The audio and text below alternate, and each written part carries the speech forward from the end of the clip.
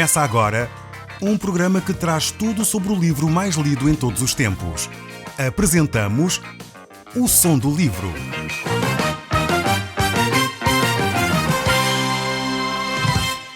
Seja muito bem-vindo. Neste podcast vai encontrar o livro mais conhecido e lido em todo o mundo. Vamos levá-lo numa viagem pela história da humanidade. Este é um audiolivro para si, para a sua família e sociedade em geral. Contextualização e comentários de Paulo Chaveiro. Eu sou Paulo Chaveiro e nós hoje estamos a olhar para o Salmo número 67. Este salmo é muito interessante e ele tem o título As Nações Rendem Graças. Este é um salmo de caráter milenar. Nós vamos olhar para ele e ver o que é que Deus efetivamente quer nos dizer. Ele aponta para o futuro. E nós vamos tentar entender aquilo que o texto bíblico nos está a transmitir. Realmente vamos ver como este salmo é dividido. Este salmo podemos ver como o verso 1 e 2, a introdução, e assim como o 6 e 7, a conclusão. É um salmo relativamente pequeno. Temos também o 3 a 5, que no fundo é o centro de todo este salmo. O salmista pede para Israel que efetivamente seja defendido, receba a bênção da parte de Deus.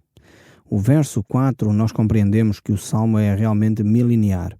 Ele vai apontar para esse futuro, para um tempo onde Deus restaurará a nação de Israel, onde Deus efetivamente trará a todo o mundo paz e harmonia. E realmente vamos olhar para ele. Então eu propunha que, se você tiver a sua Bíblia à mão, pudesse abrir a sua Bíblia neste Salmo 67. Diz assim a palavra de Deus: Seja Deus gracioso para conosco e nos abençoe, e faça resplandecer sobre nós o seu rosto, para que se conheça na terra o teu caminho, em todas as nações a tua salvação. Vemos aqui este salmo que é um pedido de alguma forma por parte do salmista para que Deus venha e abençoe a sua nação. Eu creio que este é um sentimento muito importante para cada um de nós. Eu acho que todos nós que pertencemos a um povo, uma pátria, devemos querer que Deus abençoe essa pátria, essa nação. Mas ao mesmo tempo devemos estar conscientes que a nossa nação, a nossa bandeira, efetivamente, é Jesus Cristo. Todos aqueles que se dizem cristãos, de alguma forma, pertencem a um novo reino, não pertencem simplesmente à nação portuguesa, ou à nação angolana, ou húngara, ou outra nação qualquer que queiram colocar, mas pertencem a um reino celestial, a um reino onde Deus é o próprio Rei. E nessa perspectiva devemos então seguir a esse Rei. Vemos ainda agora o verso 3. Diz assim: Louvem-te os povos, ó Deus, louvem-te os povos todos. Alegrem-se e exultem as gentes, pois julgas os povos com equidade e guias na terra as nações. Aqui vemos como Deus é quem julga as nações. E Deus, quando julga de uma forma não só justa, como de uma forma equilibrada. Esta palavra equidade tem esses dois conceitos. Tem esse conceito de justiça, mas também de equilíbrio, de uma justiça equilibrada. Não é 8 ou 80, podemos dizer assim. Então Deus, quando julga os povos, é um Deus justo, um Deus equilibrado no seu juízo. E de alguma forma isso deve fazer-nos descansar, mas ao mesmo tempo deve nos fazer refletir sobre os nossos caminhos. Cada um de nós certamente tem de analisar a sua própria vida. Será que, se Deus, que é santo e justo, olhar para a nossa vida, como é que Ele vai encarar a nossa vida? Como é que Ele vai encarar aquilo que nós fazemos, o que está certo e o que está errado? É necessário que cada um de nós possa avaliar de uma forma consciente o seu caminhar e perceber que é Deus quem nos guia, Deus quem nos julga com equilíbrio. Então vejamos a continuação deste salmo, no verso 5. Ele diz: Louvem-te os povos, ó Deus, louvem-te os povos todos. A terra deu o seu fruto e Deus, o nosso Deus, nos abençoa. Aqui temos uma clara referência à terra como sendo uma dádiva e o fruto que ela dá como sendo uma dádiva de Deus. Infelizmente, muitas vezes nós perdemos esta perspectiva de que é Deus quem dá todas as coisas, é Deus quem dá a chuva, é Deus quem dá o sol, é Deus quem dá as condições para, efetivamente, a terra produzir o seu fruto no devido tempo. Toda a tecnologia que nós temos vindo a desenvolver, nós seres humanos, leva-nos muitas vezes a ter uma abordagem científica das coisas, que não é má em si mesmo, mas o facto de termos uma abordagem científica faz-nos perder a perspectiva divina das coisas. E eu acho que seria importante não perder a perspectiva científica, que eu acho que é legítima, e devemos tê-la, porque ela nos ajuda de uma forma muito clara a progredirmos na vida, mas ao mesmo tempo a perceber o que está por detrás dos aspectos científicos, o que está por detrás da matéria, o que está por detrás das coisas que são palpáveis e visíveis. E realmente é impressionante quando nós olhamos para um ser humano, por exemplo, e começamos a analisar um ser humano de uma forma física, chegamos a um ponto em que não temos mais respostas. E, por exemplo, analisando como funciona o cérebro humano, é de facto um milagre o que está a acontecer. Como é que uma massa cinzenta que está colocada dentro da caixa craniana de cada um de nós tem neurónios que se ligam com impulsos elétricos e produzem os pensamentos, as reações, as emoções que nós sentimos, produzem, enfim, aspectos químicos que interagem no nosso sistema. É de facto uma coisa demasiado maravilhosa para nós compreendermos. E eu acho que é de facto importante nós percebermos e estudarmos os aspectos físicos da matéria, mas ao mesmo tempo não deixar de entender que em Deus é quem está por detrás das coisas, é Ele quem dá as bênçãos, é Ele quem traz as coisas positivas à nossa vida. E dessa maneira deveríamos então estar gratos a Deus. O verso 7 continua a dizer: abençoa-nos, ó Deus, e todos os confins da terra o temerão. Aqui ele fala acerca da bênção que Deus derrama sobre os povos. E esta bênção leva outros povos a temerem e a reverenciarem a Deus. Quando um filho de Deus é abençoado, então outras pessoas ao seu redor ficam a perceber que há ali qualquer coisa de estranho, há ali qualquer coisa demasiado maravilhoso, e por isso mesmo eles começam a olhar também para Deus. E era isso que o salmista aqui estava a dizer. Aqueles que conhecem o nosso testemunho, a nossa vida cristã, os nossos atos, as nossas palavras, as atitudes, a minha pergunta para si é: eles estão a glorificar o nome de Deus por causa disso?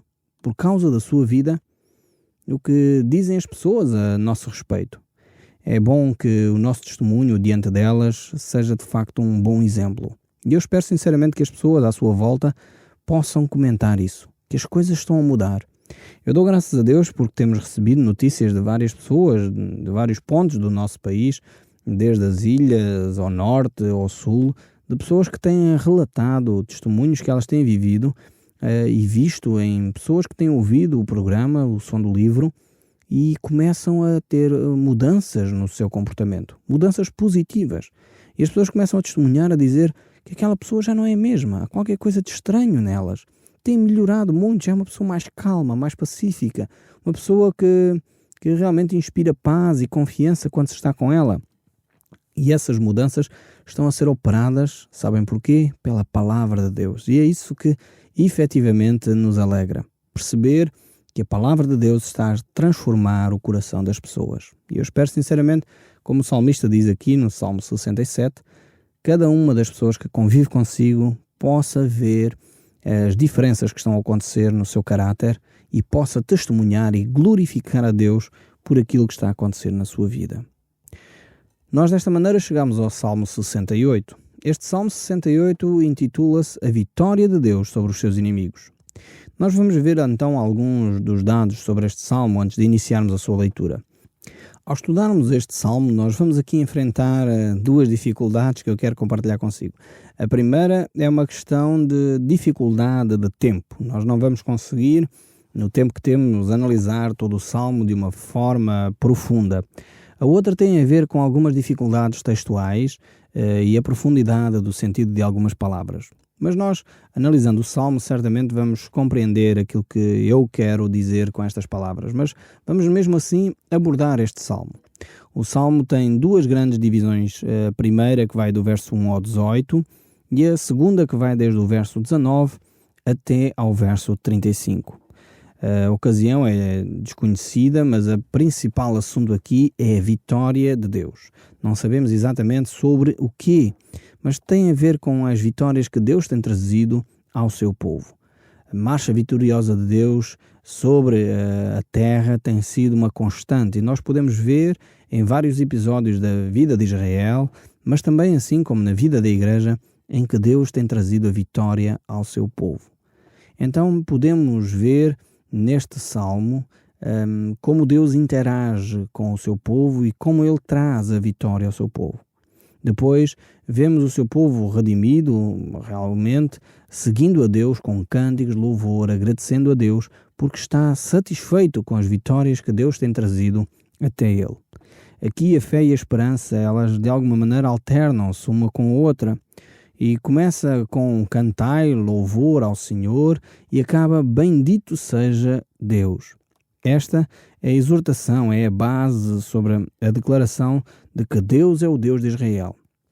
É o Deus de toda a terra, é o Deus de todos os povos. Então este salmo, de alguma maneira, é um hino de triunfo, é um hino que traz exaltação ao nome de Deus. O Senhor é o vencedor e o seu povo os coroados. Então vamos ver aqui o Salmo 68, começando pelo verso 1. Ele diz assim: levanta-se Deus, dispersam-se os seus inimigos, e da sua presença fogem os que o aborrecem. Davi considerava os seus inimigos como inimigos de Deus, para todos os efeitos. Os que são inimigos de Israel, naquela altura, eram então inimigos de Deus também. E por isso, quando Deus se levantava, então esses inimigos eram dispersos e fugiam. Nós temos em consideração que hoje os dias são diferentes. Não estamos a falar de Israel no sentido político e nacional, mas estamos hoje com o povo de Deus, que é a Igreja no seu geral. Todos aqueles que são salvos pelo sangue de Jesus Cristo, todos aqueles que confessaram a Deus como seu Senhor, esses são o povo de Deus hoje.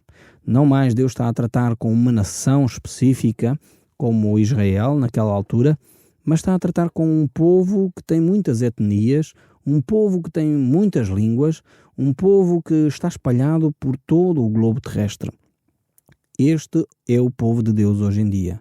Deus, é verdade, trará à nação de Israel no futuro um novo papel para desempenhar quando a Igreja já não tiver o seu papel aqui, mas isso nós desenvolveremos numa outra altura quando estudarmos um pouco mais sobre escatologia, sobre, no fundo, o que vai acontecer no futuro, aquilo que irá acontecer talvez daqui a alguns anos. Mas vamos voltar aqui ao texto, ao verso 2 do Salmo 68, que diz: como se dissipa a fumaça, assim tu os dissipas. Como se derrete a cera até o fogo, assim a presença de Deus perece os iníquos. A cera se dissolve diante do fogo, como é óbvio, e a fumaça desaparece, se dissipa. E o salmista está a dizer que dessa mesma maneira Deus trará vitória ao seu povo. Isto deve consolar o nosso coração, percebendo que há coisas que são inevitáveis. Quando nós estamos a viver uma situação difícil, talvez temos inimigos, talvez temos pessoas que nos querem mal, percebermos que não somos nós que temos que fazer justiça. Deus fará. Deus irá agir, assim como este texto diz aqui, é tão inevitável a cera derreter diante do fogo, assim como os inimigos desaparecerem da nossa presença. Deus fará esse milagre e recupere, ganha, sublinhe esta promessa de Deus para si. O verso 13 ainda diz: os justos, porém, se regozijarão, exultem na presença de Deus e folguem de alegria. Temos aqui então esta ideia dos justos. É uma ideia que é trazida aqui para nós refletirmos quem são essas pessoas. Esses justos são aqueles que efetivamente Deus chama de justos. Não é aquele que é justo em si mesmo, não é aquele que por si próprio se autodeclara justo, não. Nós só somos justos porque Cristo nos tornou justos.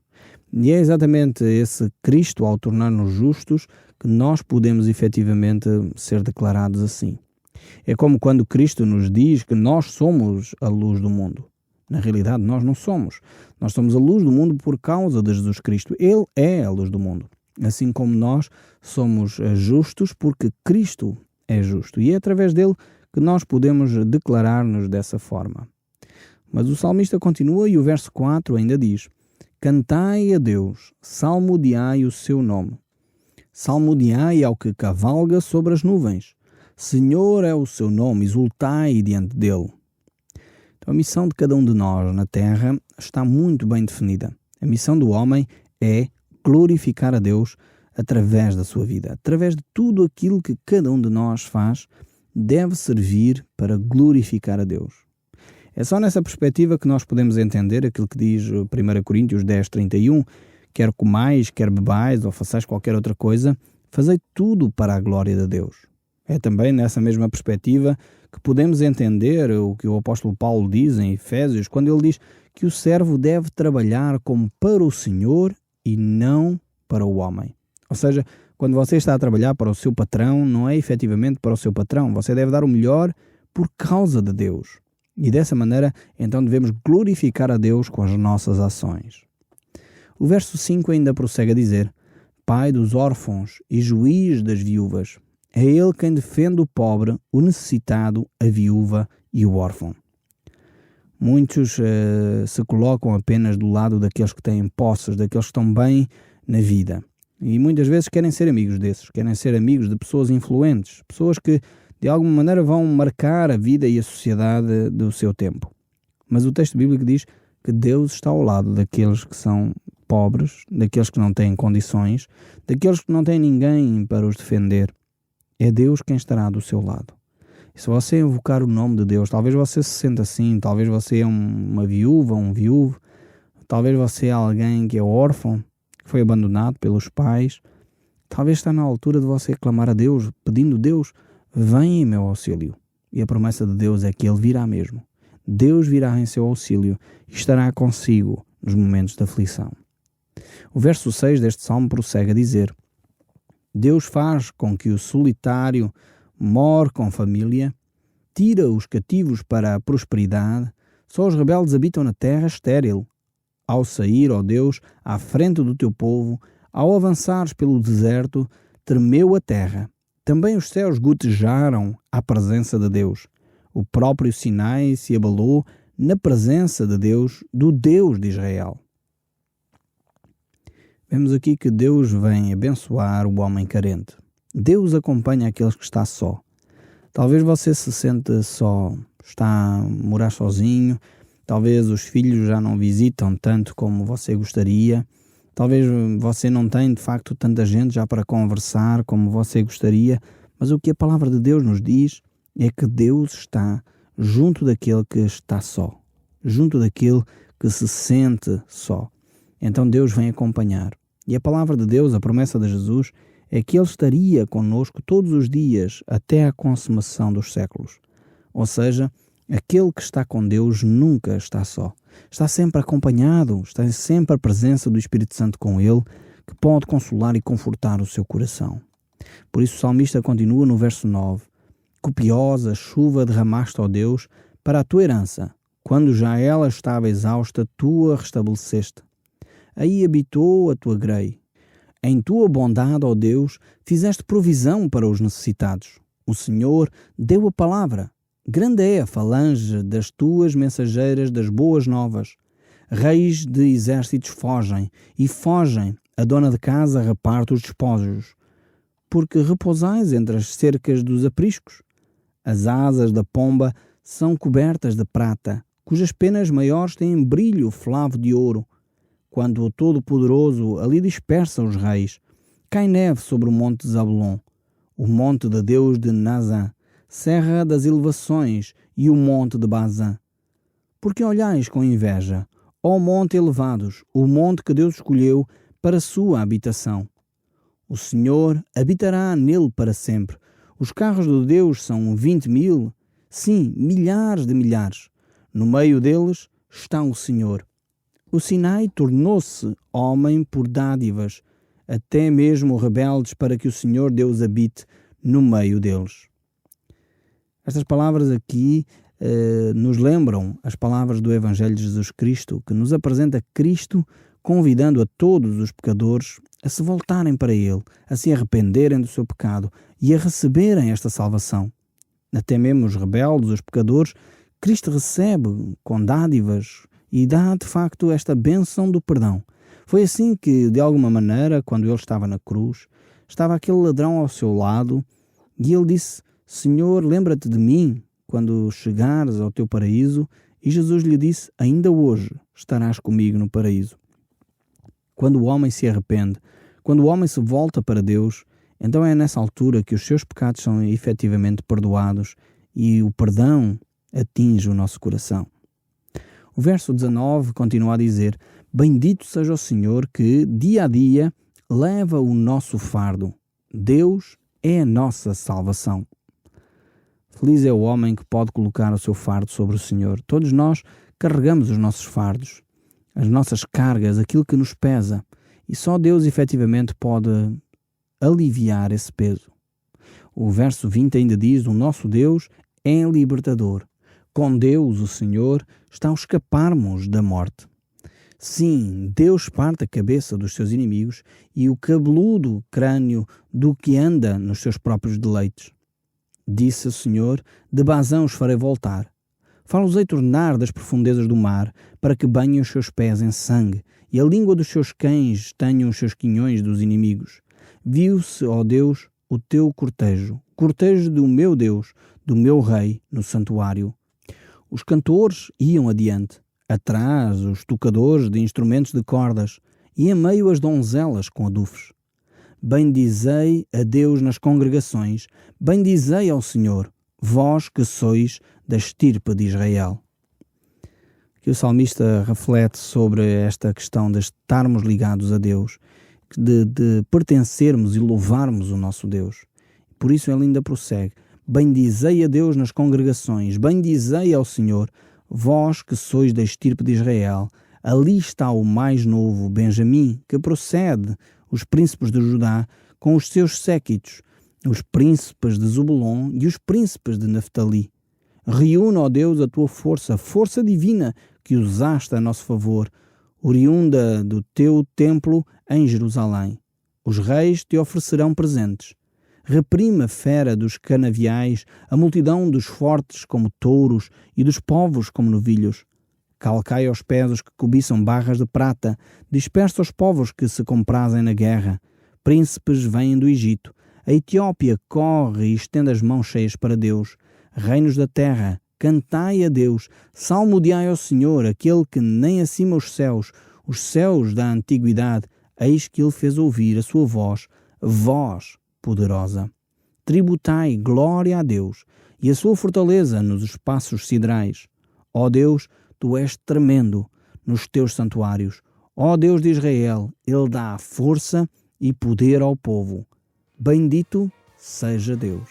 O Som do Livro, uma produção da Rádio Transmundial de Portugal.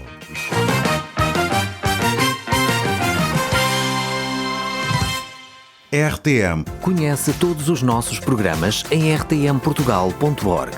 Uma produção da Rádio Transmundial de Portugal.